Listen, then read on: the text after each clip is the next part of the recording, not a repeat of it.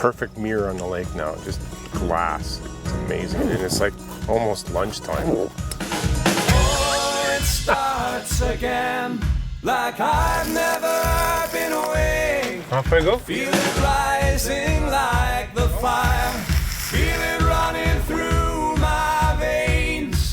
Oh, it starts again, like I've never left this place, like my prodigal return to an old familiar place.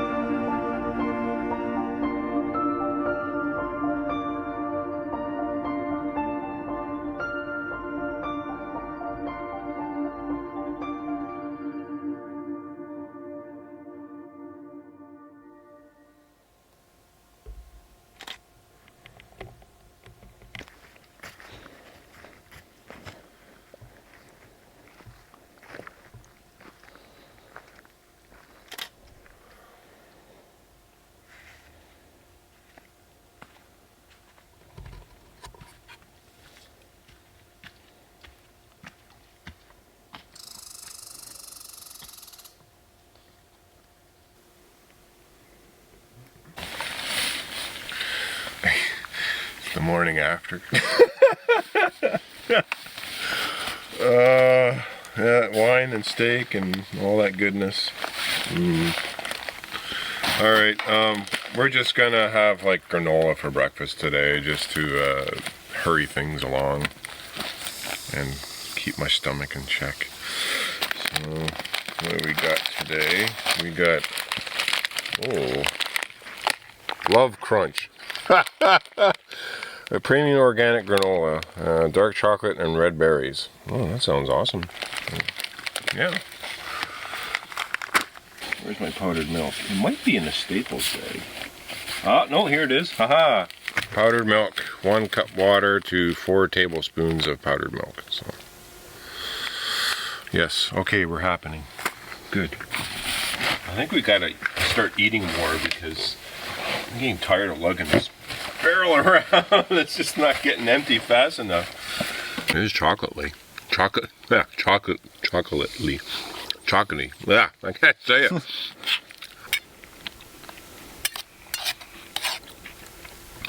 This is really good granola.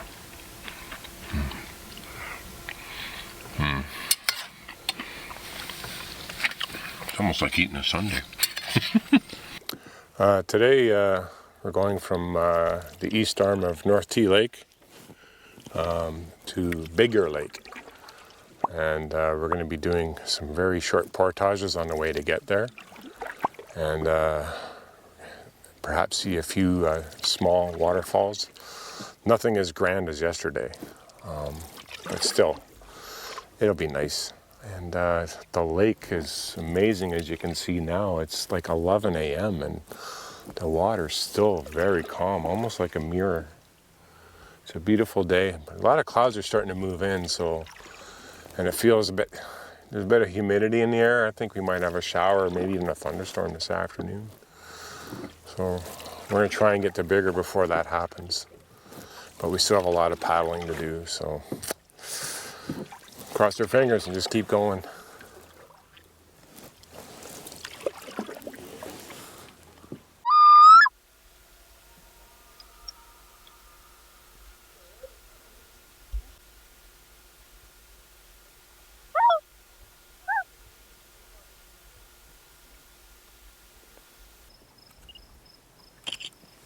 Nice.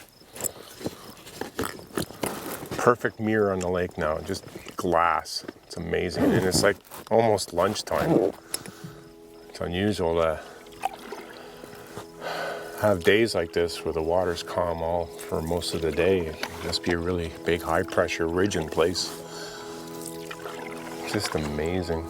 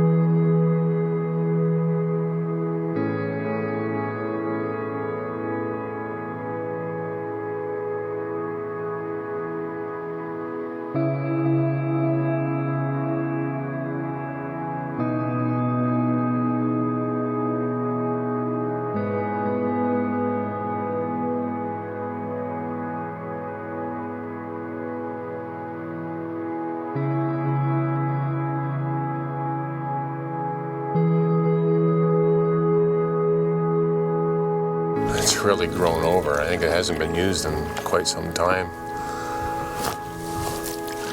There's trees growing out of it, or bushes or something.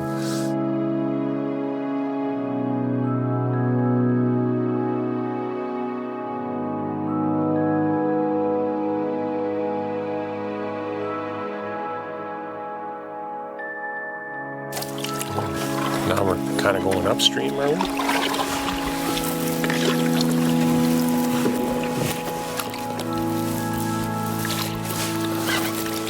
Easy peasy.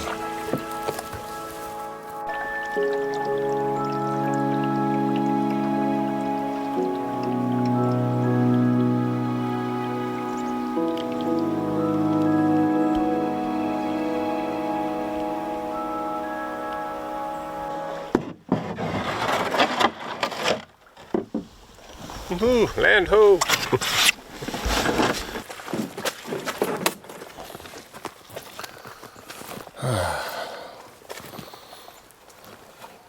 Because I never help, I'm gonna help Mark this time. Yay!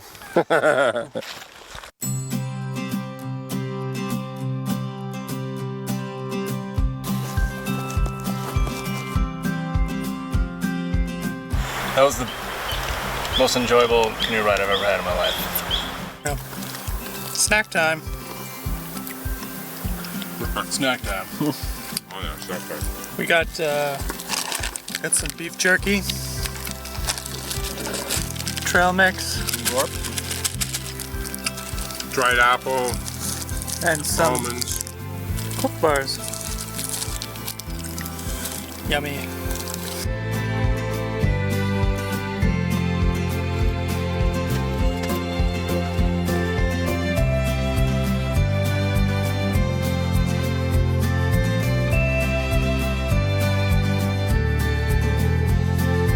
Right now there's no one here except the three of us and the audience.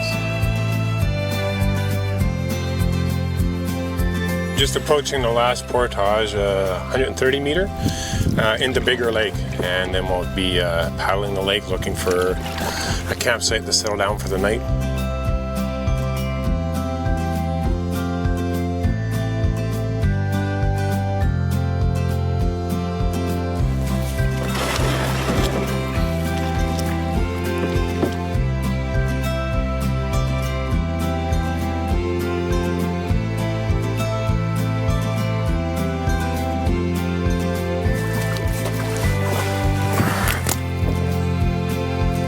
Oh!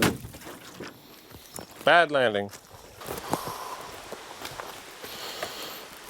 I noticed while we were walking this portage, this seemingly innocuous white mushroom. And to be honest, I'm not sure what it is, but I know that probably the most lethal mushroom on the planet, the destroying angel, looks just like that. And if that was a destroying angel and you were to eat that, there's no hope for you. You're gonna die. So if you don't know what it is, don't eat it. It's probably not a destroying angel. It might be something else. It might even be edible. I don't know. But why take a chance? But when you see white mushrooms like that, make sure you know what it is before you eat it, if you decide to eat it. But I don't know what it is, so I stay away from it. Destroying angel.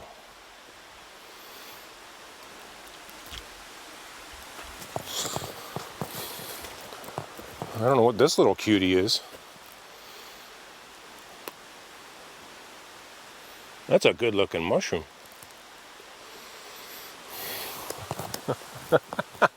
And that's not much of a campsite. Look at it, a real tiny fire pit. I don't even know if there's a bench there. It's just a log. And a little clearing. Not a very good landing either. It's all rocky.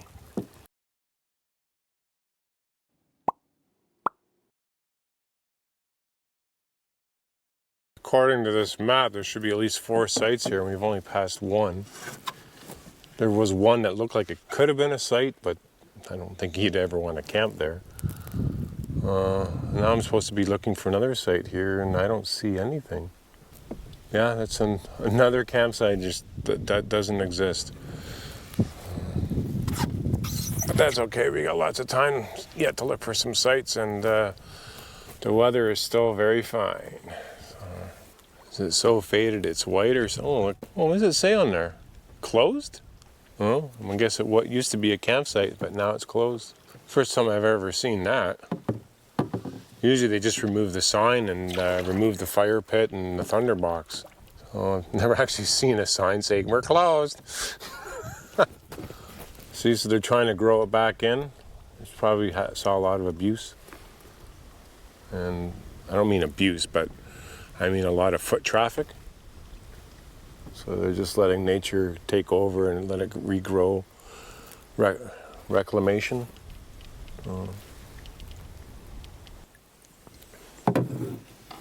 Home sweet home. Woohoo, we're here. I've never stayed on a site before, and so I'm looking forward to it. It's a beautiful site. A lot of rock. It goes right down to the water. There's even some grass here. Thank you, sir.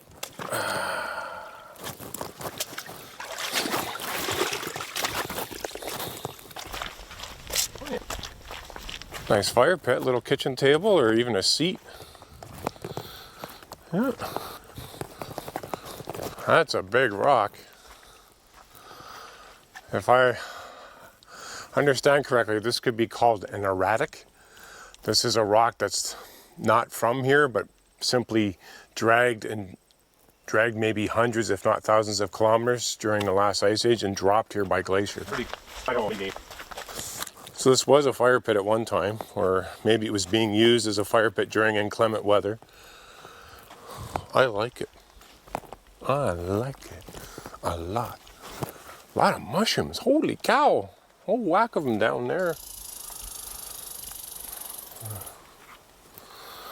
Yeah, this is it, man. We're here for the night. And then tomorrow the real fun begins. Up Birch Cliff Creek.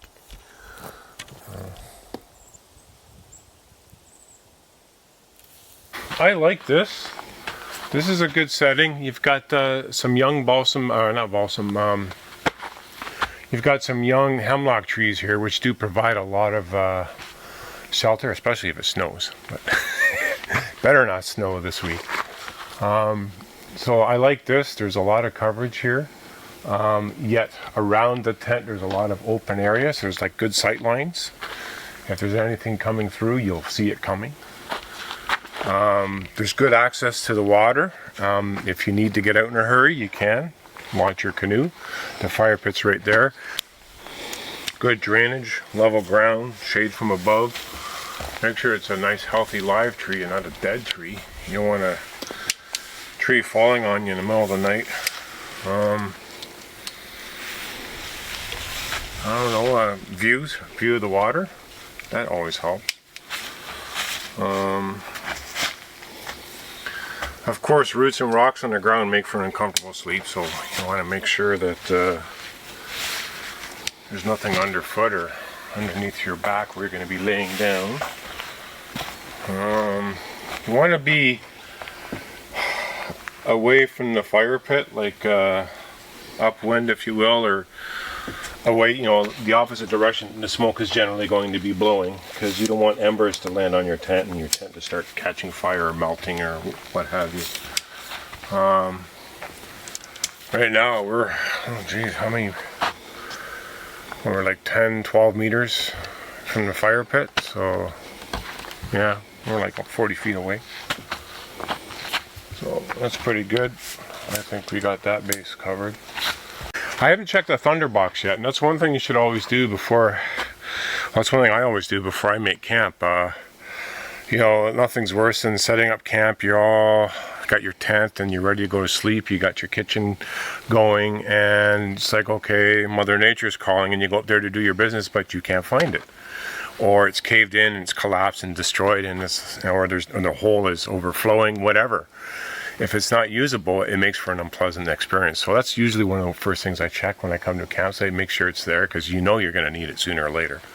So, if you go check it now, usually it's towards the back of the campsite.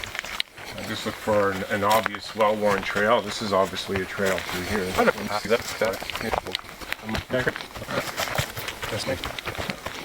Yeah.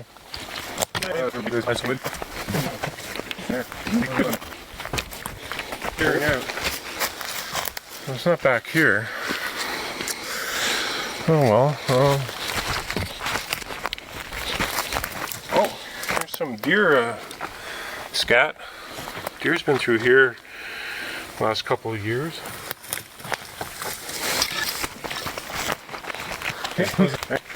Dave, oh, there it is, right over there. Surprised, it's quite close to the water. Usually they don't put them that close to the water because, you need time for it to go through the system, if you will. Alright, put it on.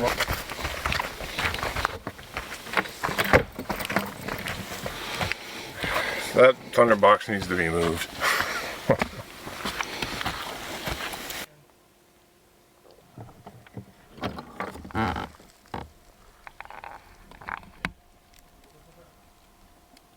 Look at him, little guy. What's in your hand? It's a toad. Just like me. Hey? Toad. You see him? He's cute. He's cute. He wants to get away though. But not till we get some slow motion footage. This thing's first, buddy. Whoa, jeez.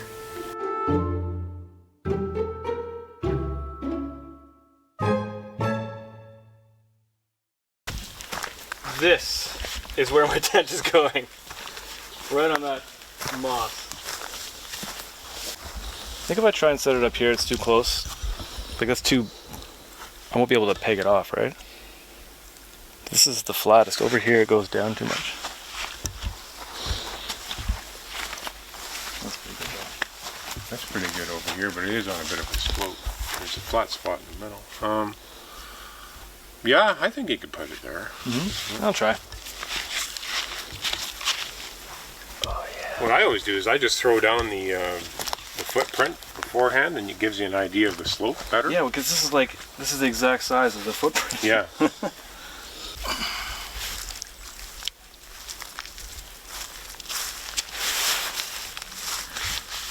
So I switched spots because, well, I just saw this. It's right in the front by the water. It's got the same view that I wanted over there, except the grass is a little bit more lush here. It's really soft. And I had an experience last night. I learned the lesson of not properly setting up my air mattress. So halfway through the night, I was on the ground. And I mean, whatever, it was hard and uncomfortable, but I still slept. But so I'm avoiding that tonight. So if I make the same mistake, at least it'll be on the soft grass.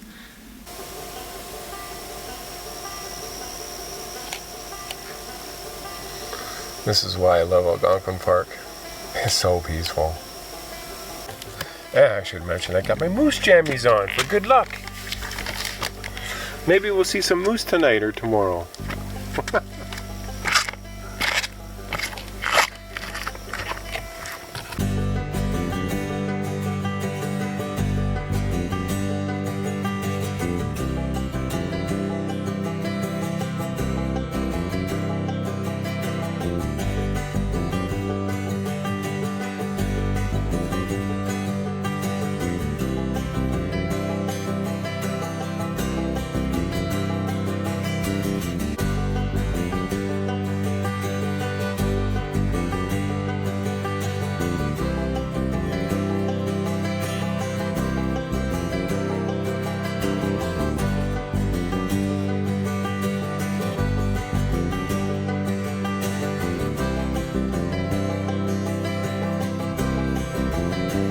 So it's Todd's turn to make the fire. Let's see how this goes. I went with the teepee method. You know, it's almost like a fail-safe.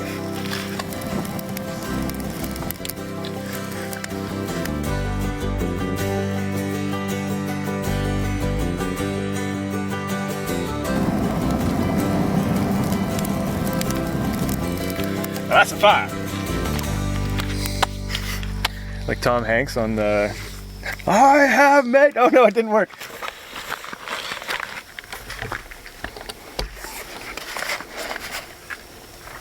No, it's already right there.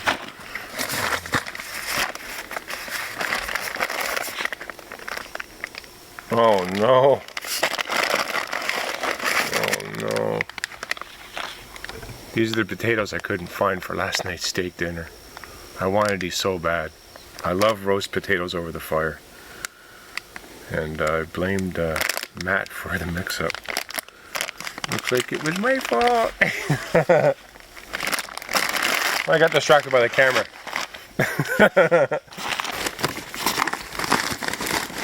I ran out of room, so I had to... Uh-oh, Todd. Uh-oh, Matt. I don't know.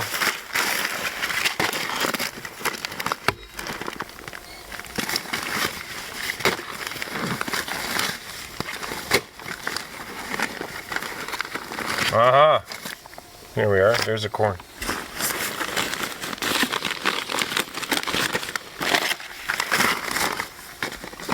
That's dehydrated corn. I just bought like those small cans of corn, like blue menu corn, any corn that's canned.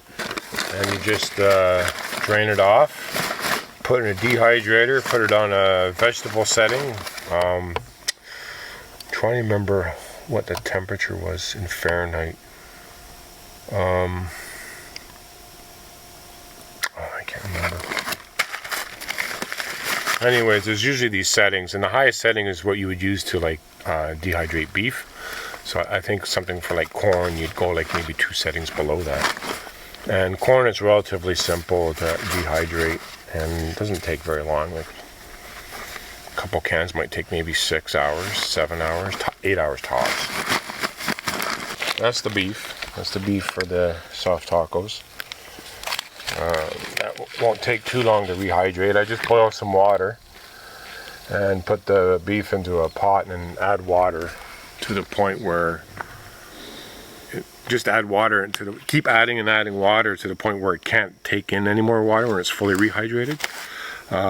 When I use hot water, it kind of speeds up the process, where cold water just takes longer to rehydrate the beef.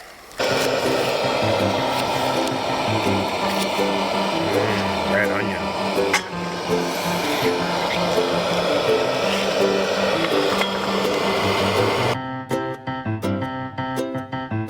I'm just going to pour in some hot water to the point where it's saturated. Aha! Some cheddar cheese. Finely grated cheddar cheese. So put more in. Like that. Todd, I need the knife. I got a knife.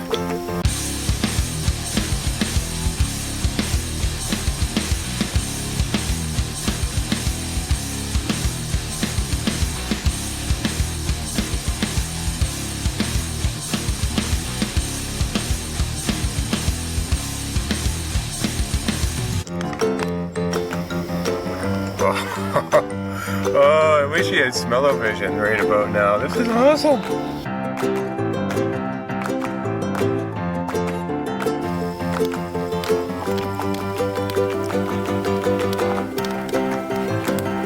It's a bit of... No, you want cheese. The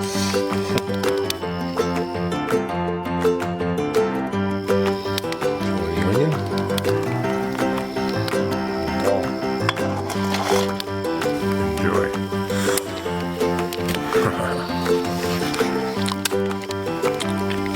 You haven't gotten through the beef yet? Or? Decent. Decent?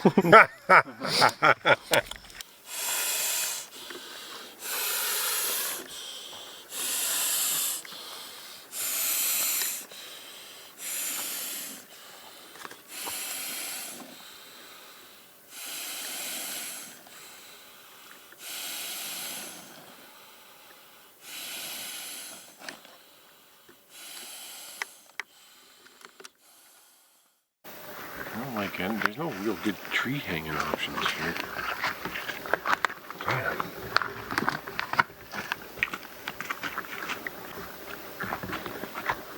I should have did this earlier when it was light out, because doing this at night time is a real pain. Obviously the number one is visibility. In the heat of the summer, you'd be doing this at this time of night, you'd be getting eaten alive anyway. So. These are both nice branches, but I don't like the fact that my tent's right there, do you?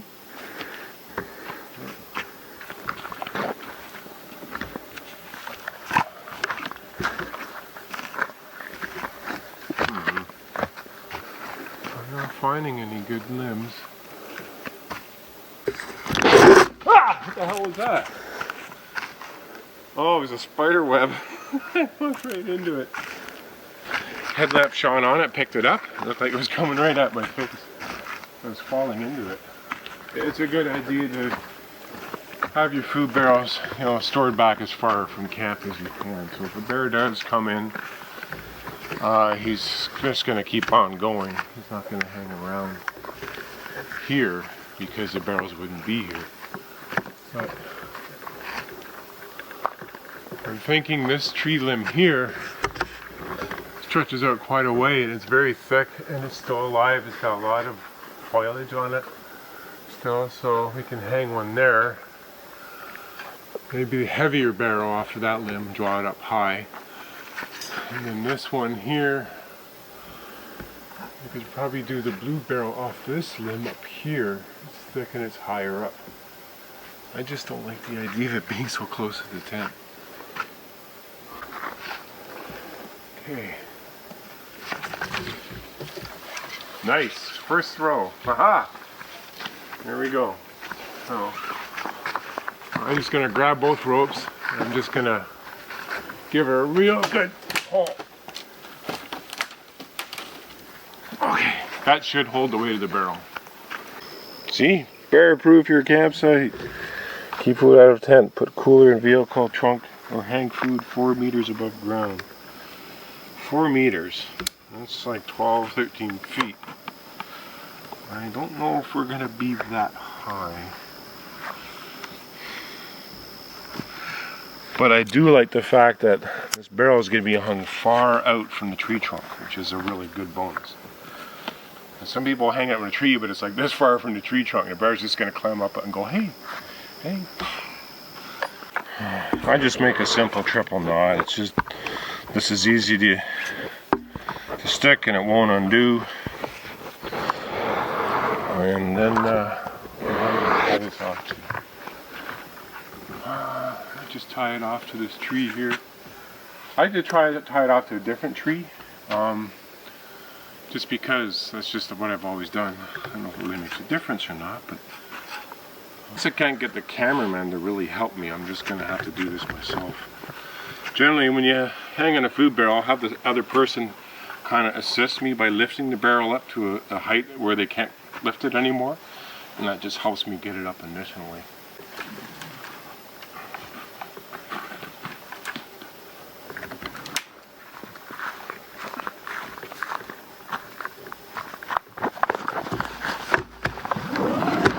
Thank you.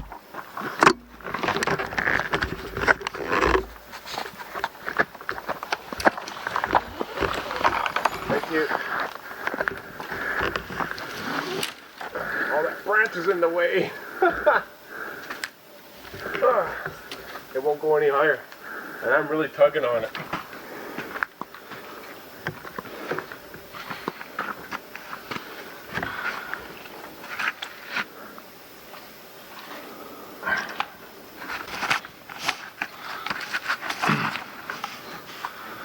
Okay, shouldn't slip anymore.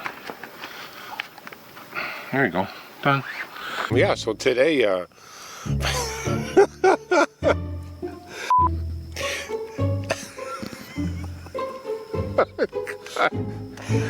today we left our camp on the eastern shore of the east arm of North T Lake, and we paddled down through Mangatosi Lake. And for you, stop! Sorry.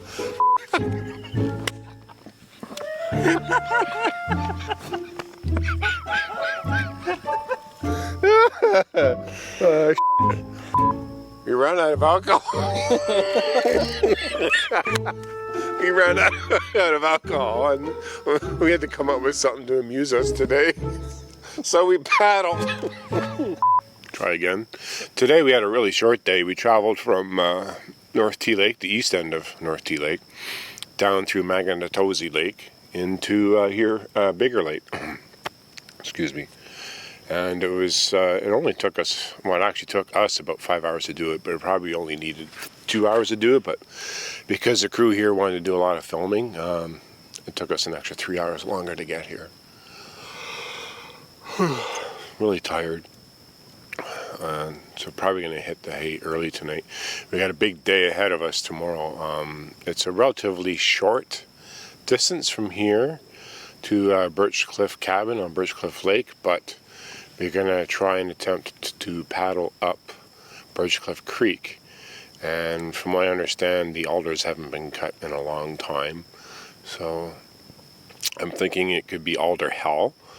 And the water levels might even play havoc with, excuse me, the water levels on Birch Cliff Creek might play havoc with our plans as well. So we're going to have to, tomorrow's going to be one of those days where we're going to have to play it by ear, and we've already got a few backup plans in case, this planned route fails today or tomorrow.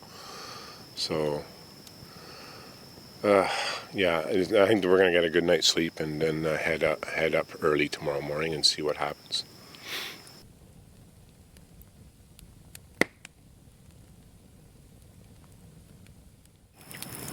Today was really great. Yeah, you were telling me you had like a really good solo experience there. Yeah, I really did. Yeah. I feel like everything you were saying about what it was like to be out here by yourself. You know, Yeah. when we were talking the other night. Yeah. You know, I was like, I had moments of all of that throughout the day. You know, Yeah. just Pure realization. freedom. Yeah, pure freedom. Just no one around. Just no Yeah. noise. Yeah, I know, it's nice. Super quiet. And I was telling Matt earlier, like, I've experienced nature my whole life. I'm very connected with nature, or at least I feel like I am. Yeah. But coming out here has still been completely different, and it's like it's awakened something. Oh, I like the sound of that. That's Yeah. good. Yeah. So thank you so much, man. Yeah, this trip Really, is really giving you a appreciate good impression, eh? Mm-hmm. That's good. I'm glad you're enjoying yourself. That's why I like to bring people out here. It's just want to spread the love, if you will. Like, share the good times. It's just, it's almost magical in some ways. Mm-hmm. I mean, oh, there goes an owl hooting in the distance. I love that. Yeah, it's just, I think it's made me a better person coming up here on a regular basis. Physically, health-wise, it's improved my health. I know it has. I was having a really stressful time in my life when I first started coming up, so I just decided, I had hit a low in my life, so I needed to get away, I needed to escape, so I came up here, and I couldn't believe how much better I felt. So I just kept coming, and I've been still coming ever since. And I think it's pretty much saved my life, Algonquin Park has. I really, really love it up here, and I encourage a lot of people, any people who are just wanting to get to know the park better or wanting an introduction to the park or to canoe camping in Algonquin Park, to give it a try. And if not, you're not sure how to do it, but you want to, give me a shout. I can do that. I can fill your boots.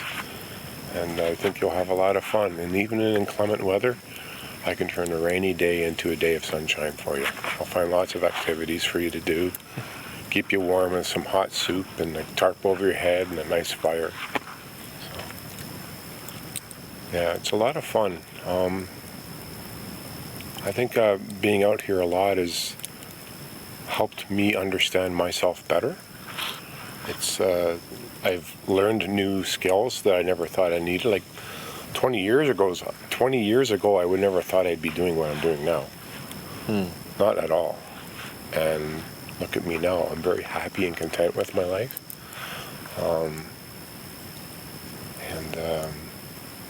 And that's just it. And now here I am getting to meet new people,